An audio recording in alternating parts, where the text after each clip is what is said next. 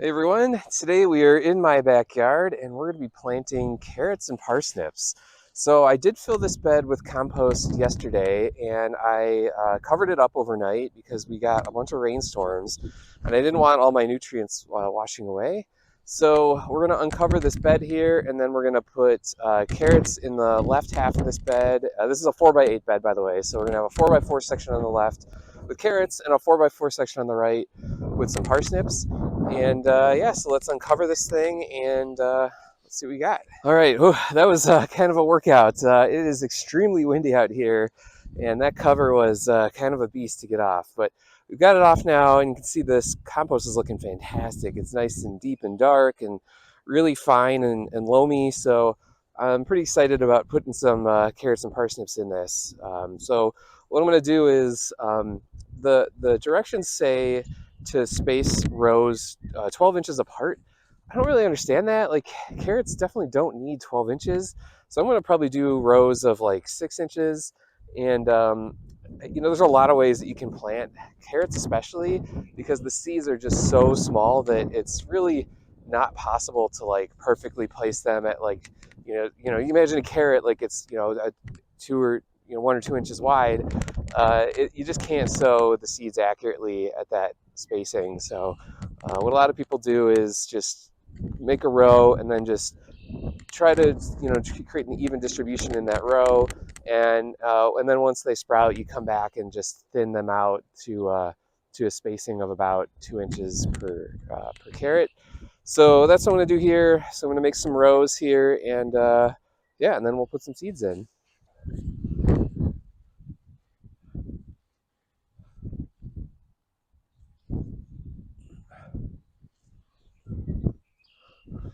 So I'm just eyeballing this. I know you could measure it if you really wanted to, but I just don't see the need. I think that, as long as the spacing is approximately correct, I think that's probably good enough. All right, I've got my carrot seedlings here. This is going to be really tricky because it's so windy out, but I will try my best here to get these evenly distributed. It is extremely windy out, so this is a very challenging time to be planting these, but it's going okay so far. All right, so we're just gonna like gently drop these in here as we go. These are just so fine, like much smaller than even like a grain of rice. So it's really tricky to get these distributed well. So one of the many tricky things with sowing carrots is the sowing depth is really important. You want to make sure that um, that they're sown about a 1/4 inch deep. If you sow them too deep, they're gonna die before they can break the surface. And if you sow them too shallow, they're gonna dry out before they have a chance to really get going. So getting the sowing depth right is really, really important. All right, now we've got all the seeds in. So the next thing we want to do here is just close up the rows here. So just very carefully squeeze the soil here. We don't want to disturb the seeds. We'll keep them right where they are and just get some dirt on top of them. We're just giving them a nice light layer of coverage. Like I said, that 1/4 inch is what we want here. All right, and then the next thing I want to do here is just give the soil a light tap down. It's really important that the seeds make good contact with the soil. If they don't have good contact, then they're going to just dry out and not really germinate very well. So while you don't want your soil to be compacted in general, when you're dealing with germinating seeds, you want these to be nice and tamped down. Not too firm, but just enough to get a nice solid contact there. Okay, so the last thing here is I just want to put like a thin layer of mulch on top. My mulch from over the winter here is pretty broken down, but I think that's probably still okay. So we're just gonna just give this like a really fine dusting here. We don't, like I said, we do not want to cover these too thoroughly. Carrot seeds don't have a lot of power to like punch through like a thick layer of mulch, so really important here that we don't overdo it. But we do want to make sure that they stay moist. All right, I think that's good for the carrots. Normally I would water them in as well, but because we got all that rain yesterday, I think I'm just going to leave it like this and we're going to want to water this frequently, so I'll probably come out in another 2 or 3 days and give it another watering. Um, but yeah, now let's move on to the parsnips, which are going to be pretty much the same. We're going to do the same like rows. Parsnips are a lot easier though to sow because the seeds are just so much bigger. So we should have a lot more ability to control the spacing on these. All right, so I think we're going to do pretty much the same thing as last time. I'm going to make some rows here and just space them about 5 or 6 inches apart. Again, just eyeballing it. Don't have to be perfect. It's one of the fun things about gardening is that sometimes precision matters, but a lot of times, you can just eyeball things or just approximate them and it'll turn out just fine. All right, so there's my rows. Now, fun part's getting these seeds in here. So these seeds are, oh, one of them just blew away on me. It's so windy out here. But we're going to want to just very carefully place these, ideally just like an inch apart from each other. But, geez, yeah, these are really just blowing around on me. I just can't believe how windy it is here. Okay, so just try to get these about an inch apart. And we can always thin them later, so it doesn't have to be like absolutely perfect or anything. So with the carrots, I was just kind of broadcast sowing them just because they're so small. There's no way you can like just pick up one at a time. These you can, like I can just pick one, place it.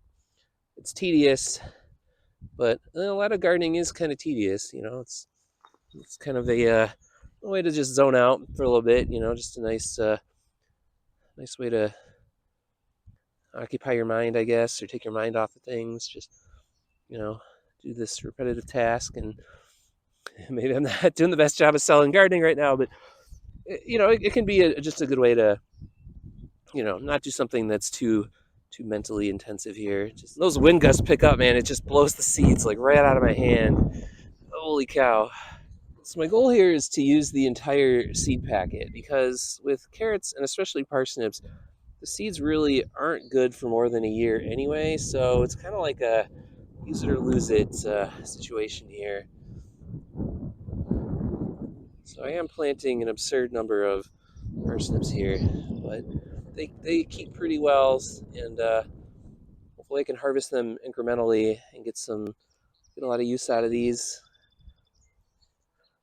Maybe end up having to like give some away to neighbors or friends or donate them, but that's okay. I mean, this packet wasn't really that expensive anyway, and like I said, you got to use them up no matter what. So let's just get all these seeds in the ground. All right, and there we go. You can see the seeds here in the rows are about an inch apart or so. So we're gonna do the same thing here and just pinch these rows closed and cover it up with some mulch, and it should do it.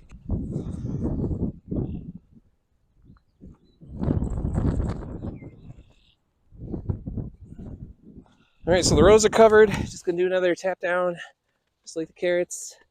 Make sure that the soil has good contact with the seeds. Okay, and then just like before, just a really thin covering of mulch here. Don't want to overdo it. Just enough to help hold that moisture in. Definitely don't want rocks in the garden.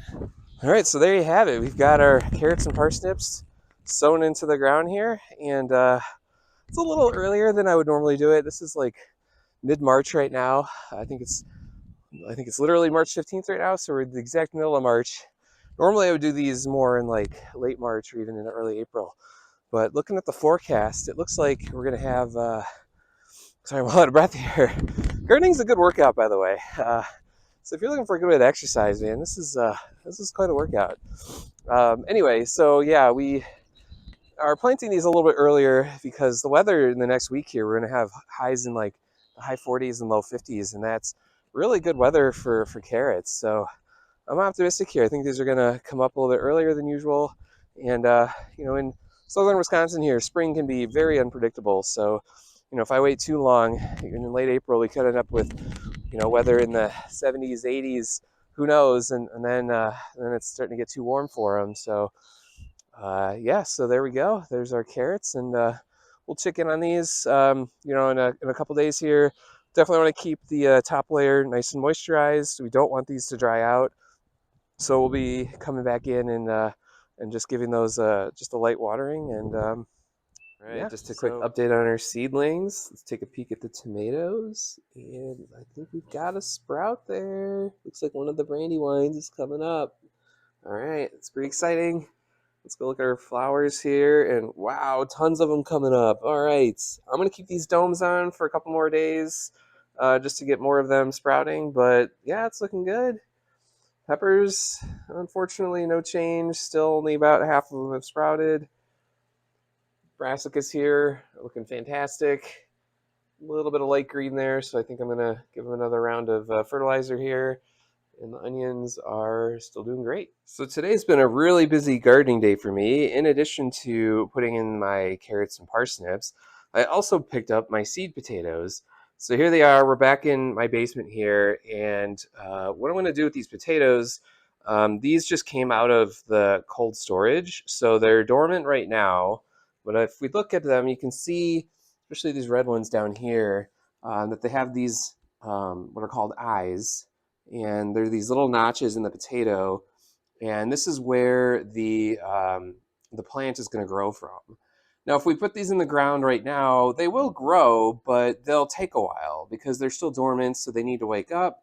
And then once they wake up, then they need to start growing and get out of the ground. So what we can do to help speed that up is we can just put them in light, and it's called chitting. And so you can see here, I've got some light here just bleeding over from my seed area. So that's all the light it needs. So this light will help the potatoes essentially like sprout. So they'll sprout, and you'll see little shoots coming out of the potato. It takes a couple of weeks. So my plan actually is not to plant these for another month. So we're in mid-March right now, so they'll go in probably around mid-April. I'll put them into containers outside. But in the meantime, they're going to be just chilling right here, and just have them sitting in old egg cartons. And that's really all they need. They, don't need any watering or anything like that. They're just going to literally sit here for the next month. Really, I had the Oneida Golds last year, and I loved them. So I got 10 pounds of them this year, which is probably way too much considering it's just me and my wife here. So we're going to be eating a lot of potatoes this year, hopefully. And then I also wanted to try a new one, so I got 3 pounds of these dark red Norland potatoes. So we'll see how those turn out. The Oneida Golds are a University of Wisconsin breed, and they're basically an improved version of the Yukon Gold potato. If you ever had that one, it's a really good creamy potato. Makes excellent mashed potatoes. You can also just eat them like just bake them in the oven. So just a really good versatile potato. Stores fairly well. Maybe not as well as like a russet potato, but stores well enough. It kept for a couple months for us, but it's really easy to grow, really tasty. Pretty disease resistant. The other red potatoes I got last year didn't do very well. A lot of them developed what's called potato scab. So I wasn't a fan of those. So I'm gonna grow more of those this year. And yeah, so that's the plan. Just gonna have these sitting here, and yeah, and then in a month or so I'll have a video of getting those planted out. So that's it for today. If you enjoyed this video, definitely give it a like. And if you want to see more videos in the future, please feel free to subscribe. Thank you.